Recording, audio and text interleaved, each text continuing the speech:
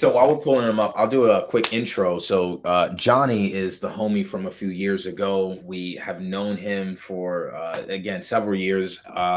We've been trading on ETH. Came up ETH utility. Actually, me and Johnny were in a group chat, and there was just so many memories made. That's kind of where the lore of chill began, if you will. So welcome Johnny up to the stream. Appreciate you coming, bro. It's been a long time coming. I tuned into your streams a few times. I really love what we hear on your stream. So happy to have you on here and get reconnected on the streaming side versus the TG side.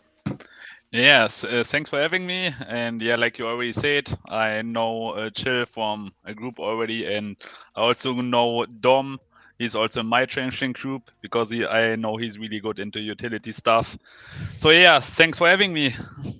Man, we're excited. Hey, I think the goal of this stream today is going to be get into your mind. So we want to know what kind of strategies you use to trade, what maybe platforms you're using to trade, and then we're going to want to get into those microcap gems that you're looking at, right? What are your top on your list right now? What are you watching? Are you just scalping these days? Are you holding these days? So we're going to get into all of that. But yeah, you want to... I will say this as well. Johnny is probably one of the best on-chain sleuths that I know. Like when it comes to like wallet tracking and like all of the on-chain analysis, like dude is a wizard. So we definitely want to dig into that as well. But I guess the best thing is let's just quickly like start with your background, how you got into crypto, like where you've traded before, where your experience comes from. And then we'll kind of dig into and bridge that to like where you are now, how you're thinking about the market, and what gems you're looking at. Yeah, sure. And I also want to say thanks, Josh, for having me. Because we don't know each other before. Yeah, absolutely. Welcome. So yeah, basically I started crypto. I think it was 2017 the first time.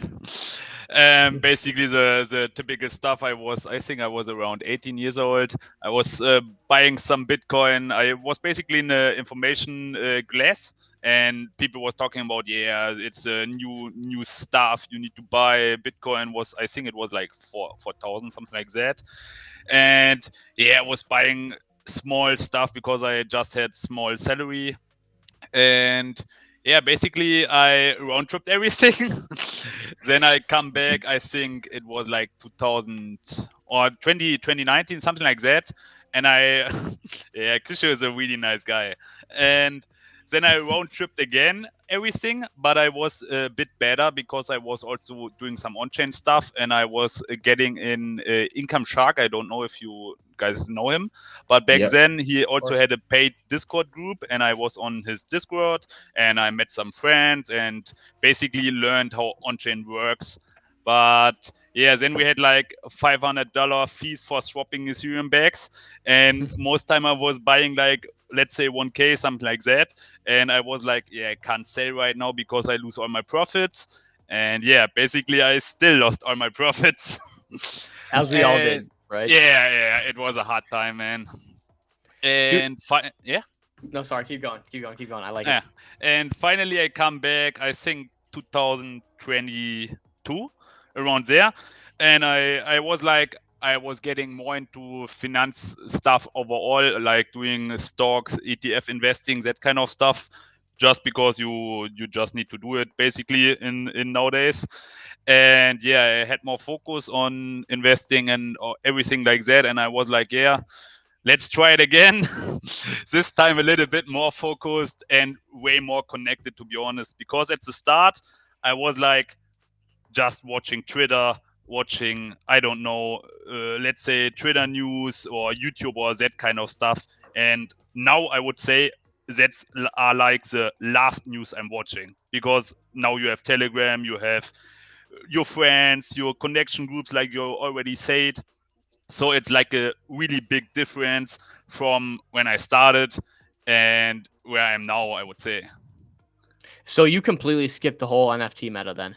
You didn't do I mean, I was buying. In Germany, we had like a app where you could invest in part of NFTs, and I was buying Asuki, or what the name is, and I think I'm down like 95% on it. So I didn't skip it. Well, sorry to hear, buddy, but cool. I think Ozaru makes a good comment. Ozaru makes a good comment. He said it'd be nice to have him give advice on how he became a better on-chain analyst. So yeah, like when you were really studying that, who did you listen to? Where did you learn? Did you just jump in yourself and kind of figure it out, like by getting thrown in the fire, or how did that work for you? Yeah, so basically, like I said, first time on chain I started when I was like in Income Sharks paid Discord, and I would say I don't want to promote something or something like that, but I think if you are new, it's not bad to invest some money to learn, because you should always invest some money in yourself. If it's a paid Discord or not, you can discuss it if you want, but overall it was like getting some connections, or let's start with something else. I was following 3 guys on Twitter as well. I don't know if you know these guys, like Sevo, Chris Romano, and Camino.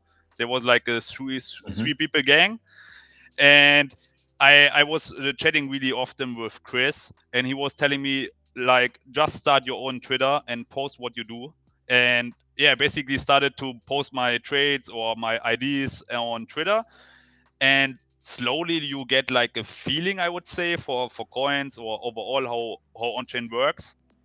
And yeah, but I think in the middle of 23 I had like the big change when we had the move from Ethereum to Solana, because I was not the earliest on Solana, but basically pretty early. I think I joined Solana with Popcat, and yeah, basically from there it was really fast space, to be honest, because like you guys already cover here, like belief meta and all that kind of stuff.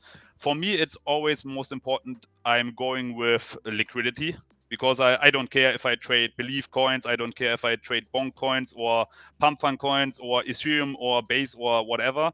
I just try to go with the liquidity, but because that's the best part to make money. So that's the most important part, where I always try to find out where's the liquidity moving next. Not like you want to, I mean, you also want to play where the liquidity is right now, but I also try to predict where the liquidity is moving next. And I think how I learned this, I think it's basically you need to have like a understanding from reading Twitter, because sometimes, let's say a good point was like the belief starting right now, or a little bit also bonk is moving again, and you need to understand the post from the people, and you need to find out which people are really important, because many people talking on Twitter, but like 99% you can ignore. So I really try to focus everything I have, like my Twitter notifications, my Twitter followings, my Telegram notifications. I have everything sorted really, really well. So I always have like a good overview what's going on the market. And could I yeah. touch on the Twitter real quick? Chill and I are huge proponents of using lists on like Twitter Pro. Give me an idea. What does your setup look like? Are you trenching with a laptop? Are you trenching with a PC and 2 monitors? Do you use Twitter Pro? Is kind of like why I wanted to ask a question. So no, I don't use Twitter Pro to say this already, but I have Twitter notification for some accounts, I think, which are important. Some, to name some, it's like I don't know which one, like or I have different setups, because one I have for Twitter only, where I have notifications, and I have my Axiom setup where I track different Twitter profiles. So for my Twitter setup, I just have really the most important ones, like Alan, Pump Fun, Bonk Fun, Unipix I don't like because he posts too often. And so you really try to focus on less notifications, but most value from the notifications. And my setup is basically I'm most time trading on my PC. I have 2 monitors, and yeah, most time, to be honest, just using Axiom, because I'm more focused on the fast trades. Not fully focused on the fast trades. I also like the slow trades, but I always want to play the daily business, basically. Like you said earlier, you talked about, which was the name of the coin? Let me check real fast. Talking about the prediction one. No, the aerospace. Yeah, exactly. And this one was basically it run today from 0 to like 4 mil and already, let's say not dead, but it's already back at. Johnny, if you want to, you can pull up your chart on the screen and we'll pop it up. Wait. I have my Axiom and I don't want to dox my wallet. That's all good. Wait, Just let us know will if do you it. have a chart you want to pull up on like Yeah, I Dex can screen or pull it up something. on Dex screener. Wait. We'll toggle it on, so just when you click share, it'll be off screen. Just Yeah, confirm. when you're ready. I pushed it now. I think you can share it, I guess. Yeah. So basically, this coin was dead, and so my daily business is try to find coins like this one when you have like one really fast impulsive move, because like most of the coins, the most people playing have like the first initial really crazy pump where you can make really decent profit, because when you are early, because I'm watching the market like, I don't know, 20 hours a day, I got in at like, I think 1.5 mil, and you got easily really fast a really nice return if you let it run. Most time I take fast profits because you also know the move is going really slow, fast down again. So I try to have one wallet for daily business, for daily trades. I have one wallet set up for long-term trades where I can ignore the trades, because often if I have it in Axiom, I trade it too often and I know that. So I have it on a side wallet where I don't watch it. And I have one last wallet where I do have my savings, my ledger, and that kind of stuff. So I always try to have like a good setup for all the kind of stuff you want to do.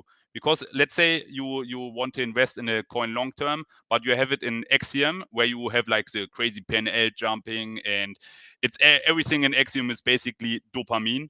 And for your long term trades, you don't want to have dopamine, so you need to sort it out a little bit.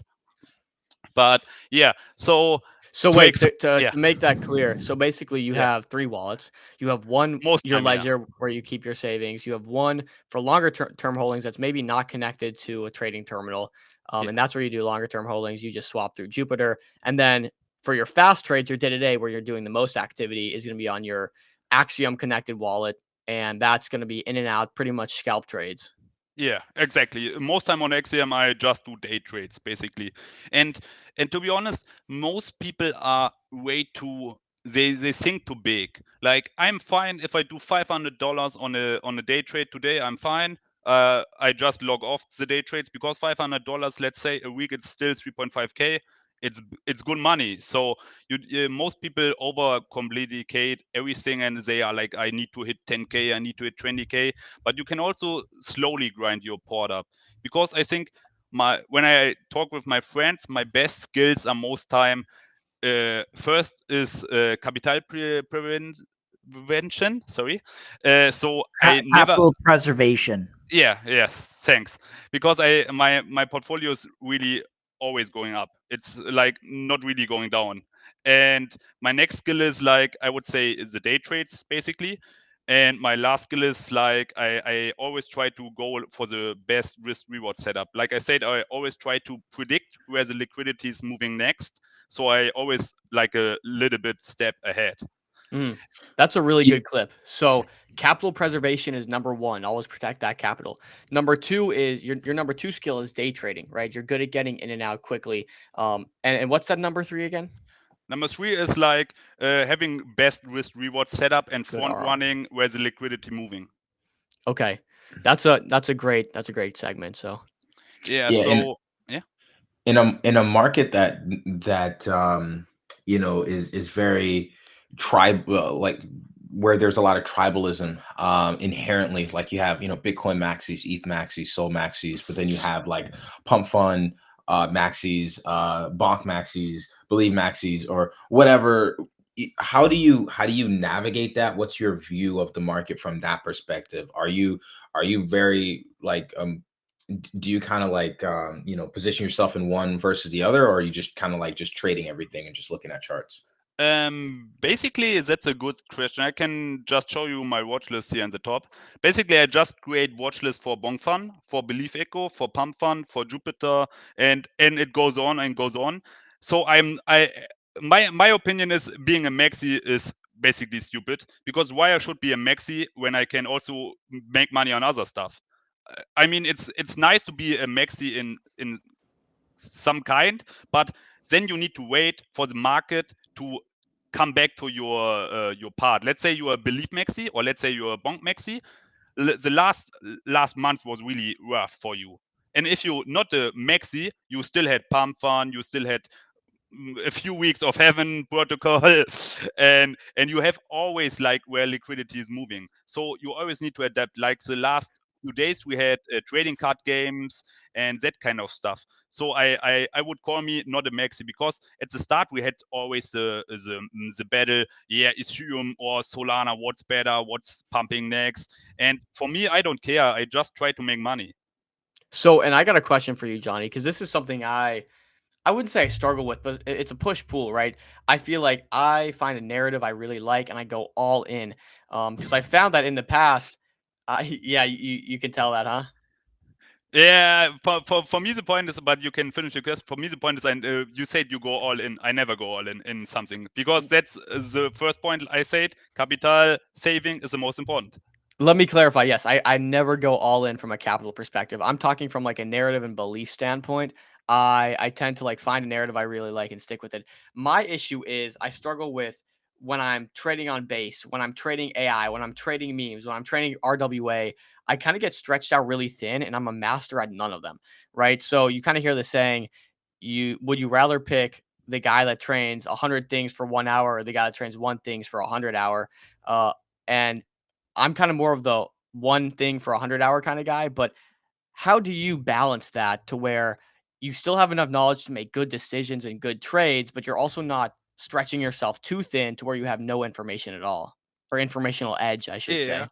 Yeah, so basically I try to be the guy doing everything, but I fast find out I can't do everything. So the last, I think it was when Ethereum hit all-time high, I just sold everything I had on Ethereum, to be honest. I can't do base, Ethereum, Solana, and everything. You can't do it. So I was just, yeah, I stopped with Ethereum because it's just too much.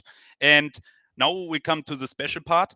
When I know I'm bad at something or not the best, I try to collect the people around me. Like I have you in my group. I also have a group of Chill. So I know people which are good in this sector. So I have my trench group where I have one guy which is really good, or let's say two guys which are really good on base. Then I have some people which are maybe good on, let's say, I don't know, Ethereum, even if we don't trade it really much. And so I try to collect a group of people which are all have like one good sentiment where they're really good at, and so we always rely on them. Let's say now belief is getting a little bit hot. I'm tagging you in the group and I'm like, yeah, Dom, what's your opinion on this or this? Because I know you have really much experience there. And what would you say is, because essentially you're getting information, you're pooling information from different sources, right? You're from your notifications on Twitter, you're tracking on Axiom, you have your connections on Telegram. How are you prioritizing your information flow? What does your information flow look like? Because we know if we're trying to be everywhere all at once, it's almost like there's too much information coming at you and you're kind of filling your strategy with a little bit of noise or a lot of bit of noise. So how are you like prioritizing that information flow? Like, what does your workflow look like on the So daily? yeah, so basically, I also explained it in a stream I had. So basically, at the start of the day, I'm just I have my Telegram open. I have like let's see if I can maybe show it. Let me see. Can I show it as well? I think it don't get shared instantly, so it's fine.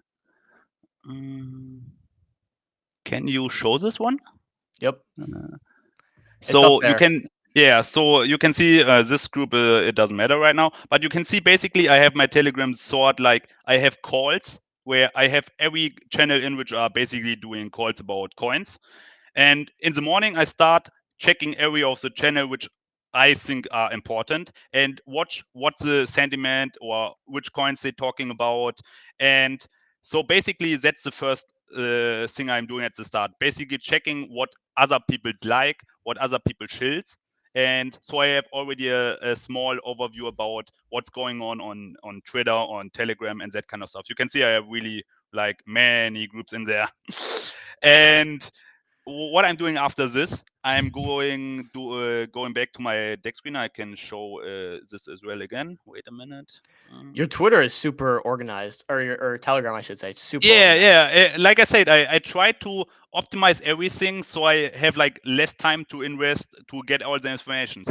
So the next thing I'm doing in the morning is I just go to my pump farm watchlist, because this is right now the most important one in my opinion, and checking what the coin's doing on there, basically checking if I get some alerts, because I also telling this in my streams always.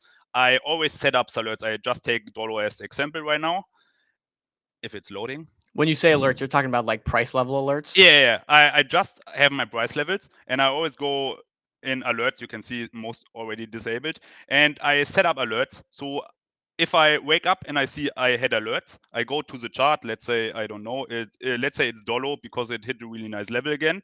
Then I watch what the chart is doing right now, because maybe I got the alert middle of the sleep, something like that.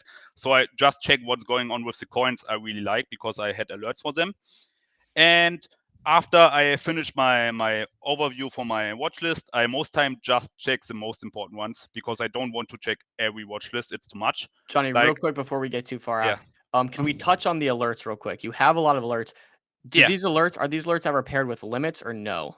No, these No are limit not orders. pairs. No, because I mean, sometimes they are paired with limit orders if I really liked the coin before already. If it's let's say, because Dolo is a good example, I really liked it, I have limits as well. But let's say I had a good example. Let me show you neat. Because the way you're trading, typically with these quick in and out projects, you can't really set limits without being nervous you're going to get rugged, right? No. Yeah. That's the point. I trust nothing. So with Neat, we had the crazy example. I was sharing it the first time in stream when we was here, and then we had like I also adding some text now to my levels, to my followers also understanding what the levels mean for me, because when it's just a line, most times the people don't understand what it means. So you can see the last line was basically bull case is must hold, and it was oh no, I moved the other one. And you can see it was perfectly hit, but I had no limit order for Neat because I was not crazy bullish there. But this is some kind where you can get like really nice entries when you get the alerts on a deck screener. I just use deck screener, that's enough for me. And basically that's why I recheck the coins. So yeah, after I check the watch list on deck screener, I basically go to my Twitter and just check what's going on there. On Twitter, it's important that you don't follow everybody. Just follow people. I just share my opinion.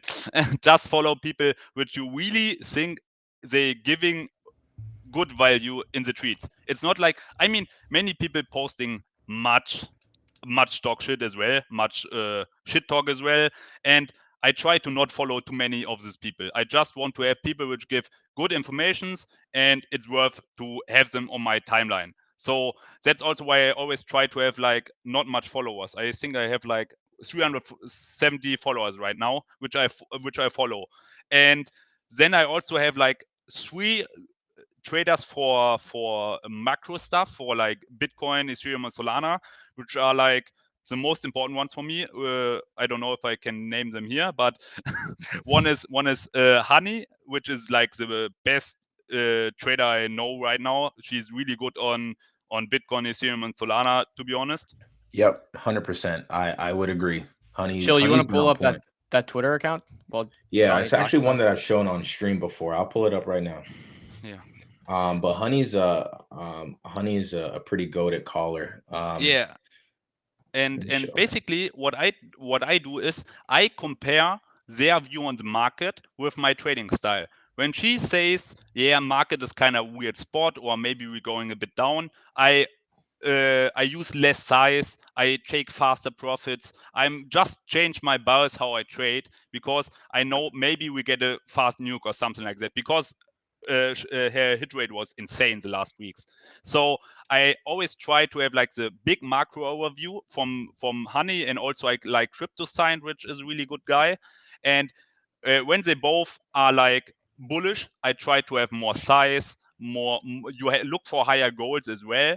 But if they are more bearish, I try to cut my losses also earlier. I cut my profits also earlier, and I use overall less size.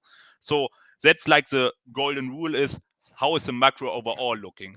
And after that, you use more size or less size, or hold longer or less. Yeah, sorry. Cool. Nice. And you I had think, two others, I think you were mentioning. You said Honey yeah. and I love her banner though. It's so funny. I mean, accurate. because it's true, bro. It's true. Yeah, it's true. Johnny, I feel like you're very like you're very mid, like you don't mid curve much at all. You're very left curve. Would you say like overthinking something is like it's bad to overthink in this market when you chase volume and you kind of try to catch these pumps and get in and out day to day? Are you overthinking a lot of it, or how are you looking at that? Yeah, I mean, I have this point of view on the market. If I miss something, it's not wrong. In like 1 or 2 days, I have the next runner, so always the next one. So I try to have not the mindset that to cry about every coin I'm missing. And basically, yeah, I think I overthink often because I'm like, I want to be really early or I just don't buy. And that's often the case. And I'm like, yeah, the coin will run much higher. But like I said, I'm a risk reward maxi, and I also try to save my capital. So I'm most time, even when I think a coin is good, I just pass it because I didn't have the best entry. I think this is kind of overthinking because I could make more money, but also I would have way more drawdowns. And what I think is, I don't know how many people manage this 100K drawdowns, 100K up again, 100K drawdown. I think for my emotions, it would be really, really shit, to be honest. And so I'm fine with making slow and steady profits. And if I miss something, yeah, it's okay. Then, like I said, we are on Solana. In 3 days, you have the next runner. Yeah, I'm aligned with that.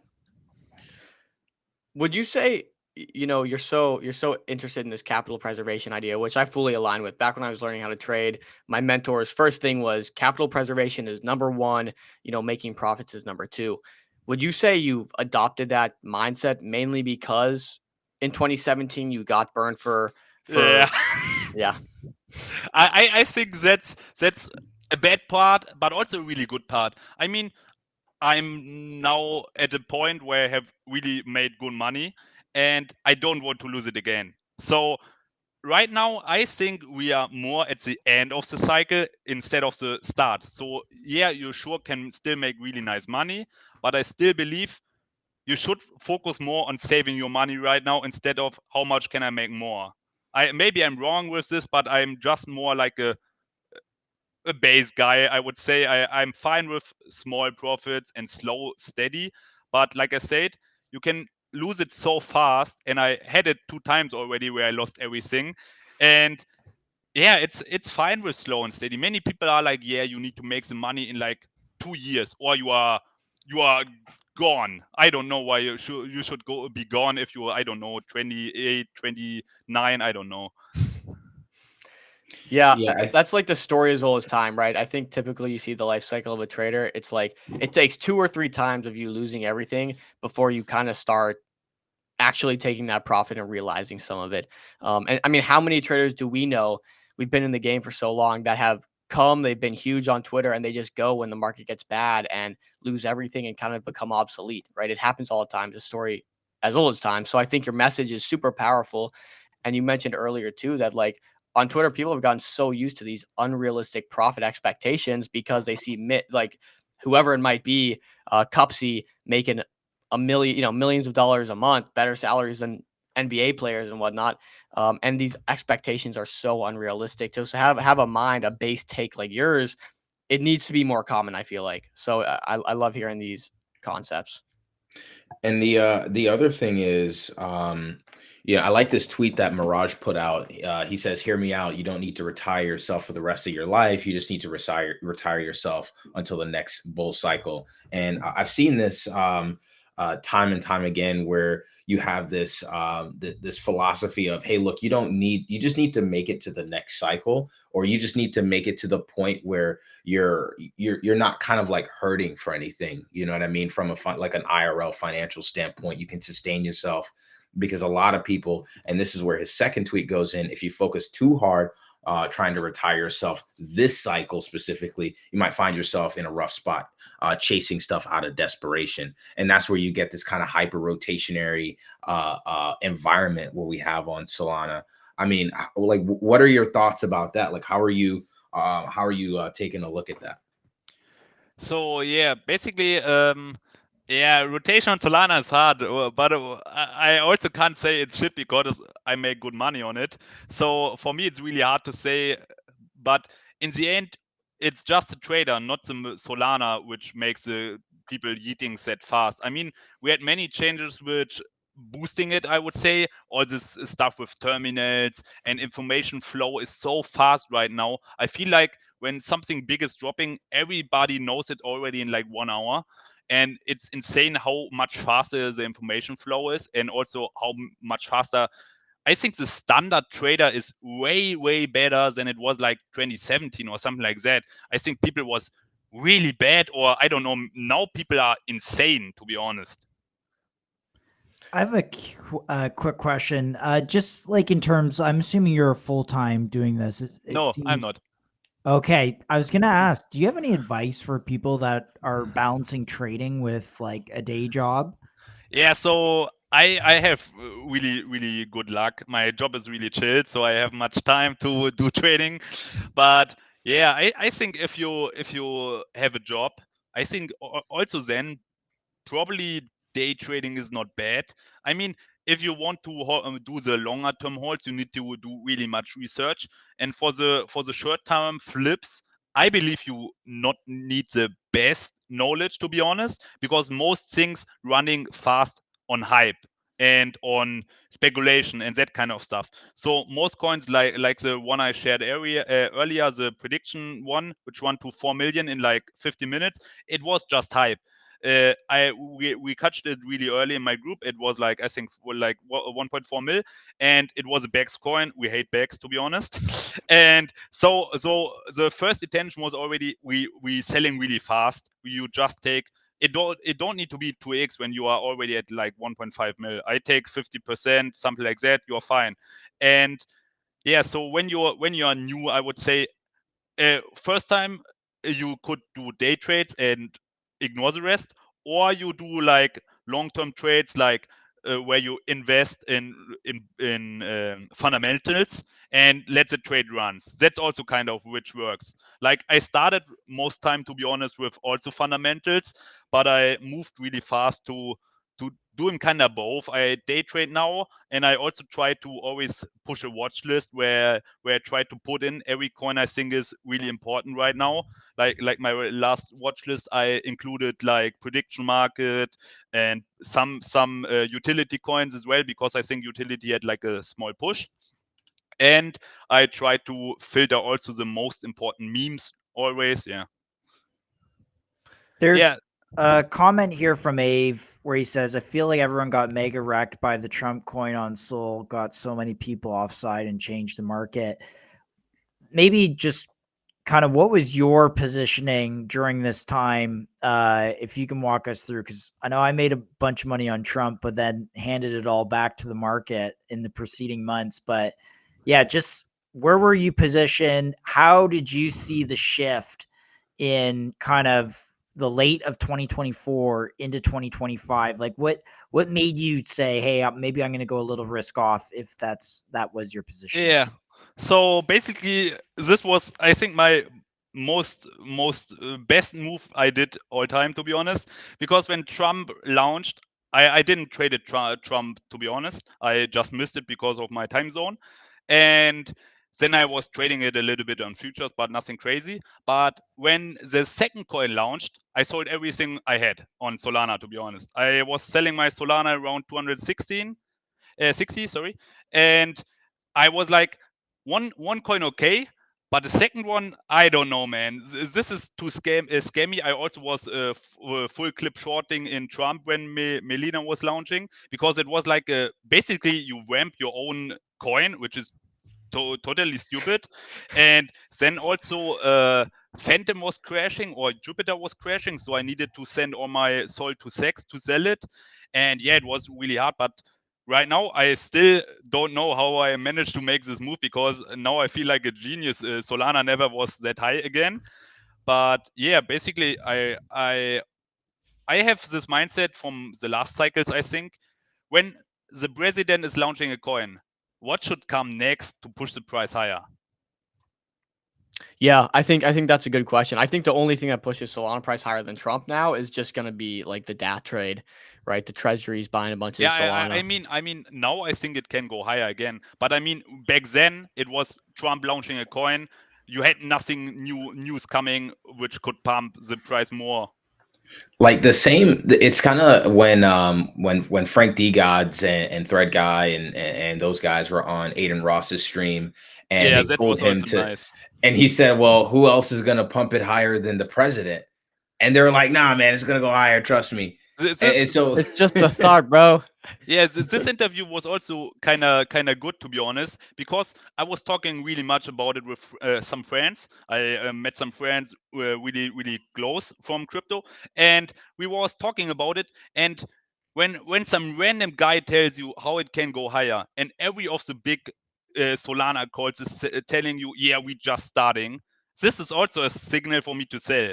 Man, when every big dude is saying we just starting, but we up like, I don't know, from $9 to 260 in one cycle, man, you take profits. Yeah. And many people maybe say I'm a bit bearish or something like that. It's not like that. I just want, for me, it's sad when I think about it, that I maybe lose like 90% of my friends, because many of the people around me are my friends right now. And I think 90 people leaving the space most time because they're losing at the end. And it's kind of sad for me. So I try to defend everybody to make some profits and book them. Well, I'll be That's the your right new move. friend, just so you know. Yeah, man. Welcome. This is the family now, right here. Johnny, I got a question for you because we know you back from the ETH days, like Chill was saying. Chill and I always talk about like, man, nothing better than when really the market started to uptick and Ethereum went on that crazy alt season run, kind of like I guess 2 years ago at this point.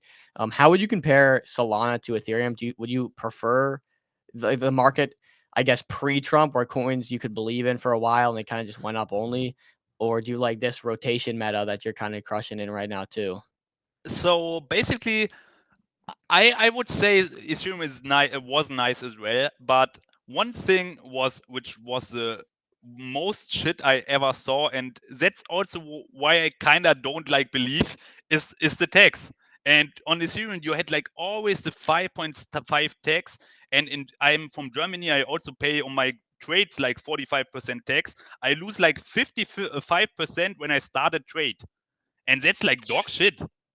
That's like really dog shit.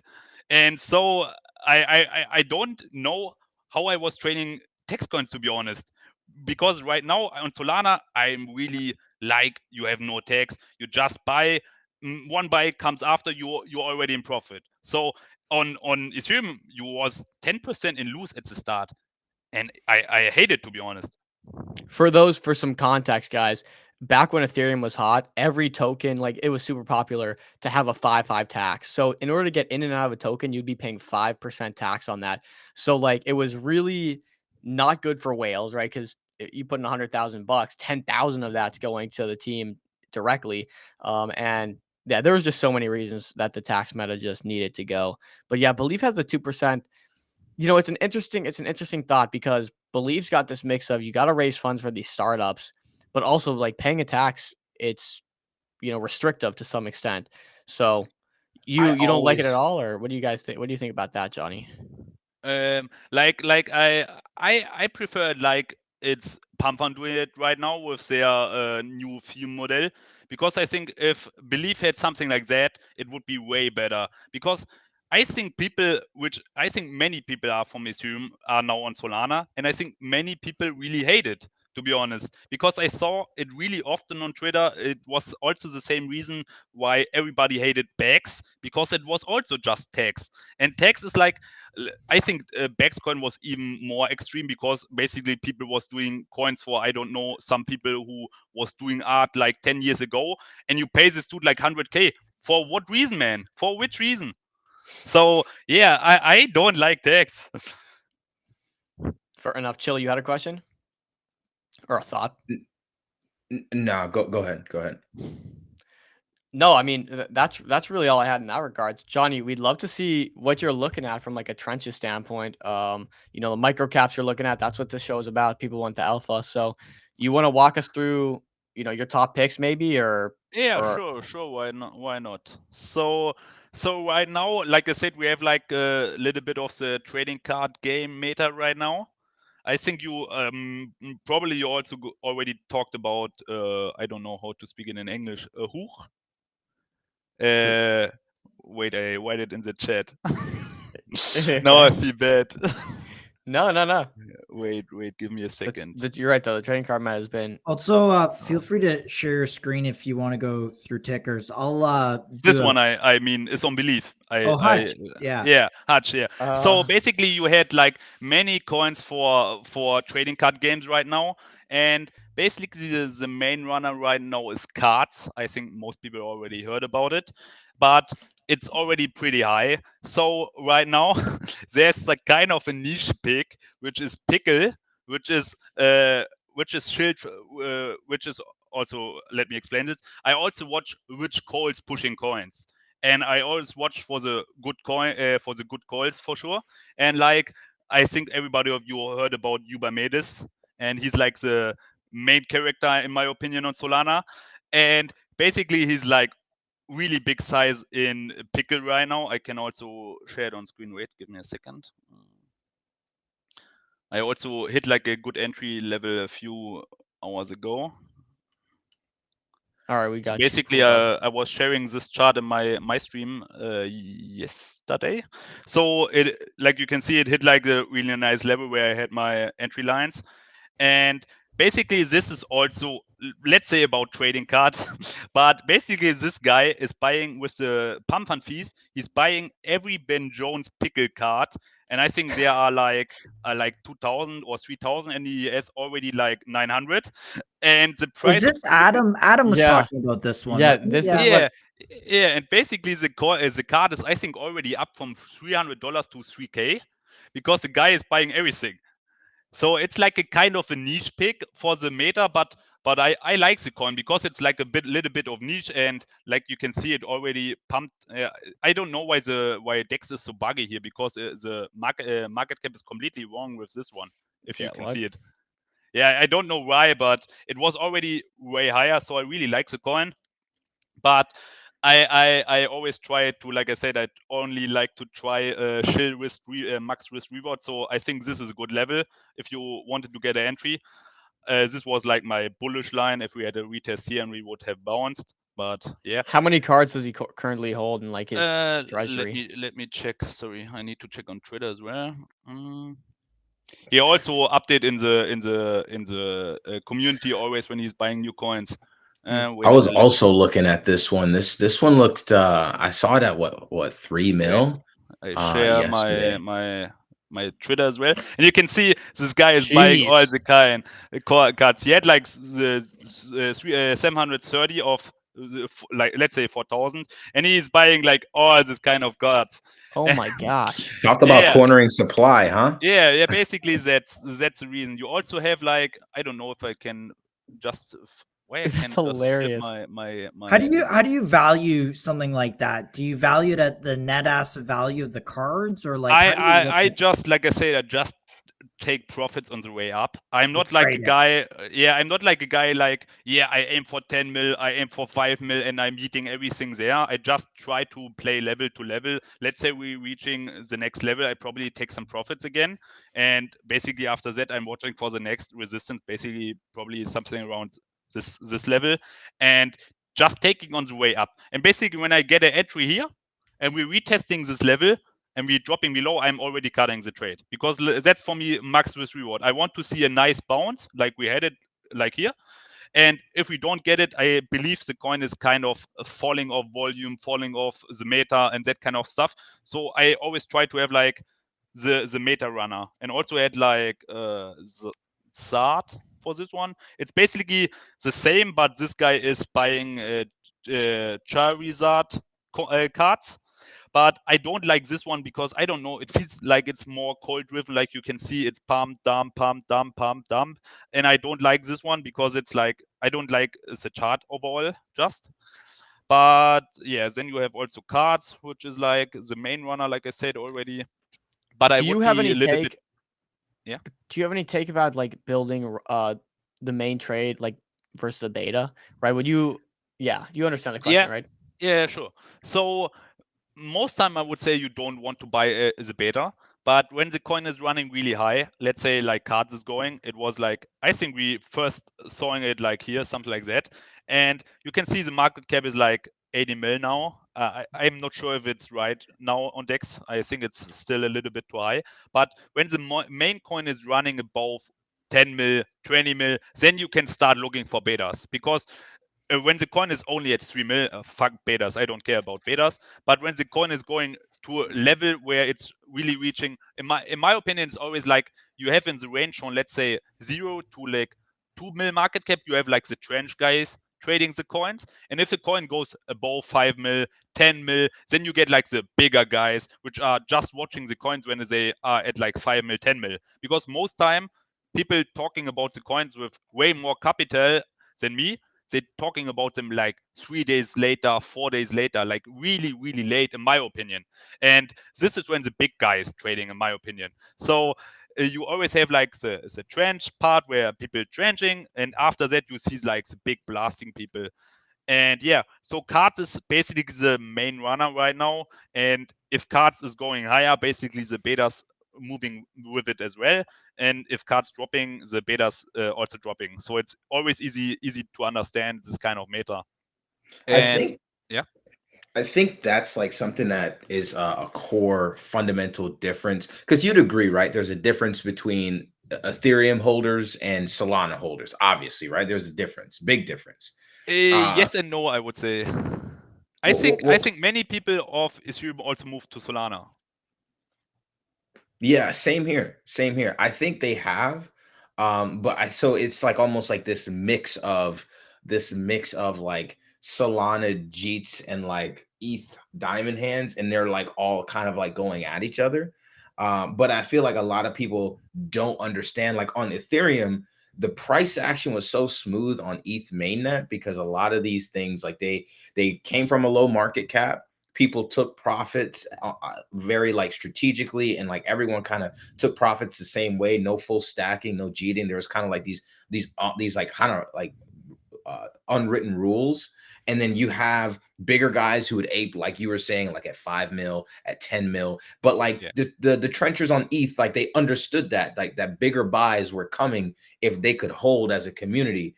And so I feel like, that's not the case on Solana. No, Like no, for no sure one not. realizes that. So I think everyone needs a lesson on that. Well, Johnny, Yeah. to speak on that, do you think we get there? Do we think we evolve to that point, or is Solana forever a G chain? It's kind of hard to say in my opinion because I think also Solana has way better onboarding from new people in compared with Ethereum. When you see all this new kind of apps, I think many people know Moonshot, many people know FOMO. It's a really nice app for Solana onboarding. I think they also will push Ethereum on base soon, but right now the onboarding on Solana is so much easier, to be honest, and you just don't pay like $10, or okay, it was lower last days, but you don't pay so much money for the transaction because like I said at the start, I was paying $500 for a fucking swap, and nobody wants to pay $500 for a swap. And if Ethereum goes back to the transaction and all that kind of stuff, it will go that high again. So that's why I think most people don't like Ethereum, because it was like it couldn't compare with all the transaction going on there. And even when we was seeing Ethereum was pushing to like all-time high, Onchain was kind of bad, to be honest, on Ethereum still. I mean, you had some coins which pushing, but most of the you didn't have the same like 2017, 2019 where coins was going insane. Yeah. And yeah. And somebody was sharing this coin in the chat. I saw somebody was pushing it here. This was a good example for like a day trade. We was catching this one, I think, at 250K. So right at the start, you had a nice pump. I think I also shared in my trenches chat. I think it will probably do like 1 mil because it was like AI gaming shit. And you at some point you understand how trenches think.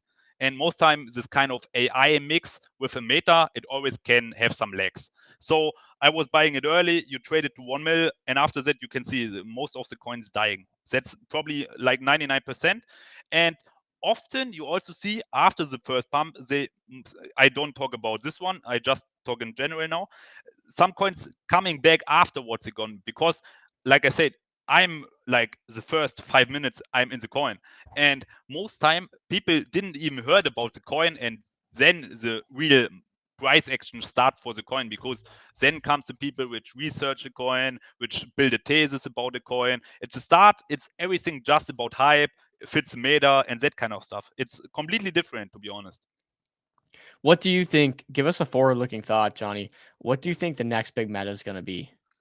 Yeah, so right now it's a big battle, in my opinion, between Pump Fun and a little bit Bonk. I was shilling my last watch list or market overview. I'm doing watch list and market overview on Twitter. And on my market overview, I always give like a small overview about every launchpad and what I think about the situation right now. And I believe that Bonk is trying to have like a Bonk Fun run 2.0 right now. So I believe Pump Coin's having a little bit harder time right now, because I believe Bonk is trying to push a little bit. Like a good example was Eagle, in my opinion. Oh, this is one. Oh, right. This one. They was pushing it really hard with the USD1 meta. And I was, this is a good example also for front running liquidity. I was talking about Bonk Fund trying to do a second run. It was like 800K. And I was also shilling Eagle, because Eagle was like the last coin which was shilled in the meta with USD1. And if Bonk Fund comes back, I believe it's only because of the partnership with USD1. So this was basically the most obvious bet, in my opinion. But I always try to make a watch list for every launchpad. Like I try to collect on Pump Fund the best coins. I try to collect on Bonk Fund the best coins. On Belief, it's always a kind of hard for me, because like I said, I don't have the best knowledge there. But I just try to make like the watch list for every coin. And you asked me for my most interesting coins right now. So top four. We want a top four. top four, in my opinion, still one of the best one is probably Troll, because for me, I think it's like the main meme for Pump Fun right now. And the reason why this is the main one or not Fartcoin or something like that is a big difference that Troll is on Pump Swap. And if Troll goes like really big, Alan will earn a fuck ton with the volume on the big whales on Pump Swap. So he wants one meme really high, because he will earn insane. So also Troll was acquiring the AP for Troll. So I believe Troll going, if we get a really nice run, I believe Troll goes really high, to be honest. So I was buying some more around this level. And yeah, Troll is like the main meme. For me, I always try to compare Troll a little bit with Useless for Bonk, because they need to have Useless running for Bonk Fun. And I think Alan wants to have Troll running really hard, to be honest. It's a good thesis. Yes, the second coin, it's a little bit harder one, because the last days is a little bit rough. But I just like the meme is Dolo. But somebody's eating it really hard. He was buying 100K in one clip, and now he's eating it. This was the 100K buy. Oh, wow. Yeah, I was max shilling it here around this level in my Telegram, because for me it was like, when you can see on higher time frame, it has like a really nice drawdown, and it's like one of the better memes right now on Sol, I believe. And also the calls behind it are really good. So I was going pretty big, and some random dude aped 100K. And one of my main rules is, when I get a random pump, which is driven by news or driven by, let's say, random ape, I always try to take profits into this, because like you can see, we come back. So you always should take profits. At least it's my rule. If it's news driven, it's street driven or something like that, always take profits into this candle. And now you had another entry because the guy who was buying 100k, he's eating right now in a lose for sure. And so I really like Dolo because I like the slogan. It's Dolo all in. It's kind of fitting pump fun with this kind of gamble matrix. Yeah. And my last pick for pump fun would be probably the one and only gamble coin. Where is it? Tokabu. Was it Yeah. Takabu? Yeah, I mean it need to be in the watch list for pump fun because it's like the spirit of gambling. I mean, it's casino pump fun is a little bit the kind of casino, so it's fitting really nice. But to be honest, it's having a really hard time right now. I could see it break down, to be honest, because it's ranging really hard the last days, and I could see it break down because you can see it already was testing really often the support, and I don't know how long people want to wait. I kind of feel like people are waiting for Allen to pump all the coins right now, and that's why you see this kind of slow bleed in most of the pump coins, because market is still kind of hard right now, and I think many people are just was buying because Allen will push them, Allen will make us all rich. So that's why you basically see on the most pump coins right now like a slow decrease.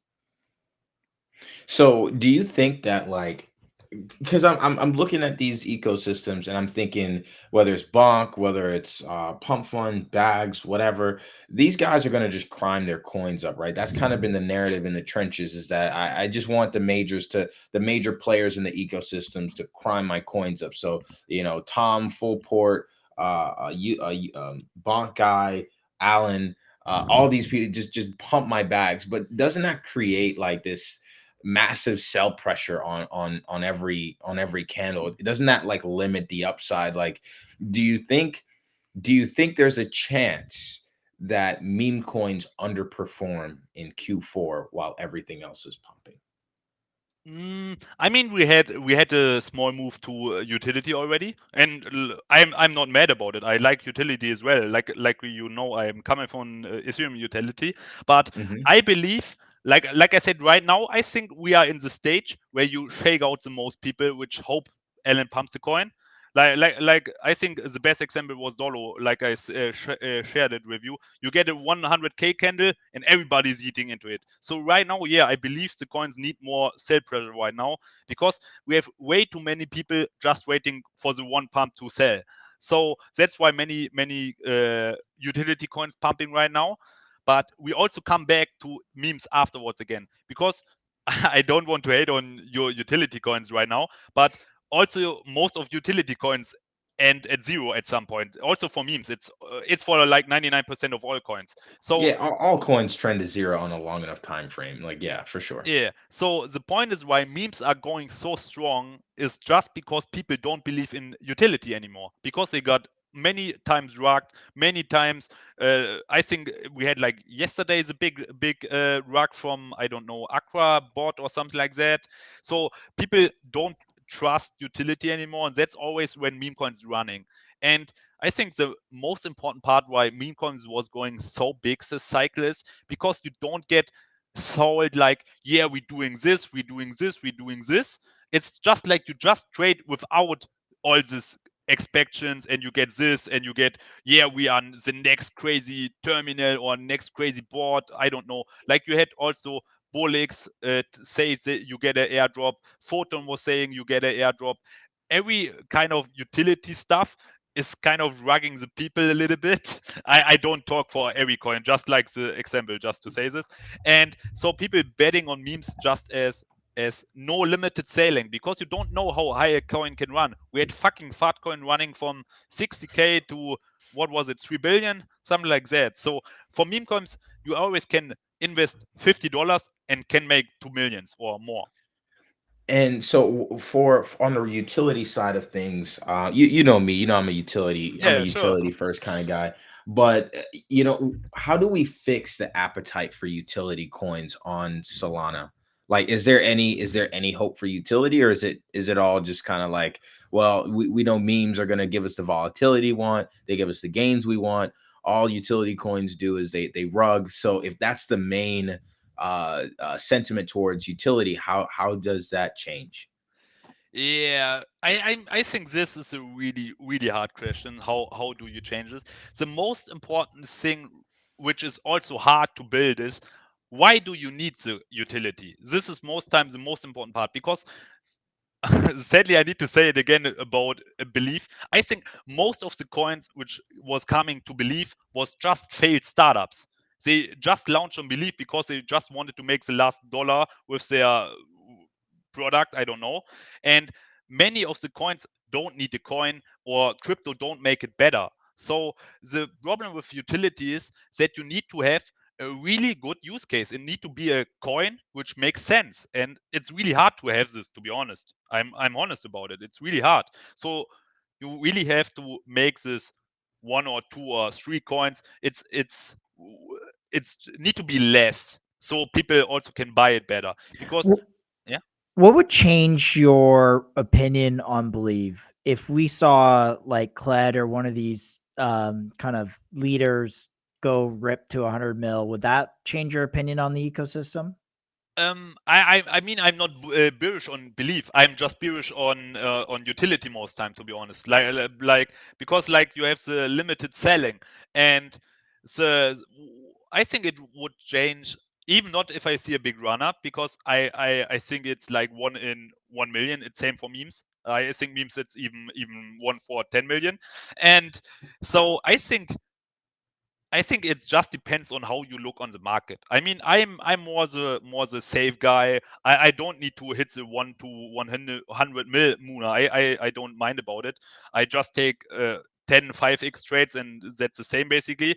Or so I think it's if you want to run a utility, you really need to think about many different things. Because I was also, just to have an example, I was thinking about streaming coin on Pump Fund and that kind of stuff, and I want to have a really nice utility and, let's say, use case and that kind of stuff. And it's really much you need to cover, because let's say you have event-based stuff, people will sell in the event.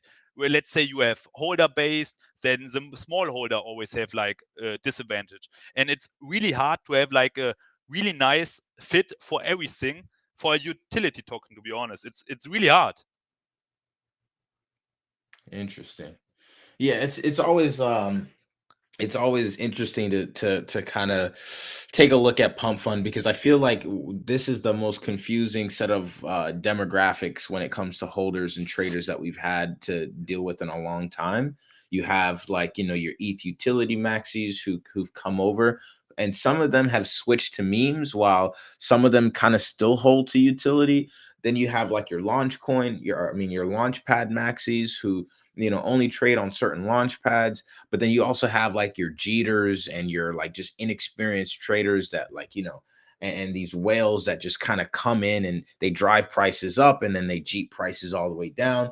So like I just feel like there's a lot going on in terms of in terms of like signal that you get from the market. How do you cut through that noise? What's your main way to kind of like, yeah, just cut through the noise and actually choose a good trade? Yeah, like I said earlier already, I just don't care if I miss something. So that's already like most important, because I think many people dragging themselves down just because, yeah, I missed this, I missed this. I mean, I also do this, but I know next day is the next one. But I think the most important one is like you want to have like a understand the market, like what's coming next, like try to predict where the liquidity is moving. Like a good example is, like, let's say we have the trading card games, and you could already see, if you have the knowledge, you could see many memes launching for Pokemons afterwards. And so if you are early, you make good money on this kind of coins, but you need to sell them early again. That's the problem. So to understand, to make a good trade, yeah, it's hard to explain, to be honest, because I think you all know it's most time just a feeling thing. You understand it and you think Yep. just it's right. But like most important right now, I would say, is also setting up a nice chart. We can also close this one, I guess. You setting up a nice chart and using alerts, because what I learned the last days is most time when the chart is looking really shit, you don't want to buy. But then you have your chart which tells you, yeah, here's a nice line or limit or I don't know, and then you need to cut down the emotions and just watch the chart, and you set up the chart when you are bullish, and then you are getting a little bit bearish because market turns bad and you feel like, I shouldn't buy right now. But then you should just focus on the chart. When you creating the chart, you focus on the fundamentals and emotions and that kind of stuff. But when you come back to the alerts, you just need to watch the chart. Just noise out everything else. Don't care about, yeah, here's a war starting, Bitcoin is dropping to 100K, I don't know. Just based on your lines and your setup and trade on it. And if you fail a little bit, yeah, it's normal. I mean, everybody of us did it, and I think it's just learning money.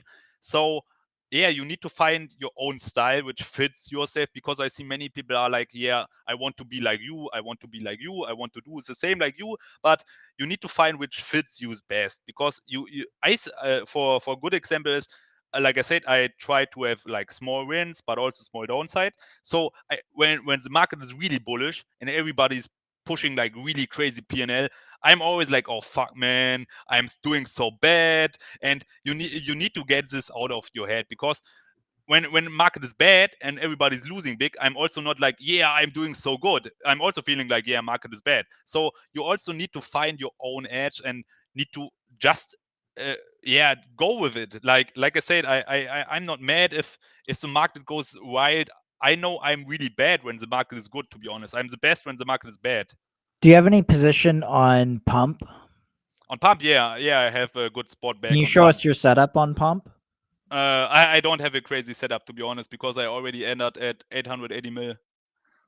What is that 33,000 or whatever on the Wait, I can zero show. dot zero zero 3,000?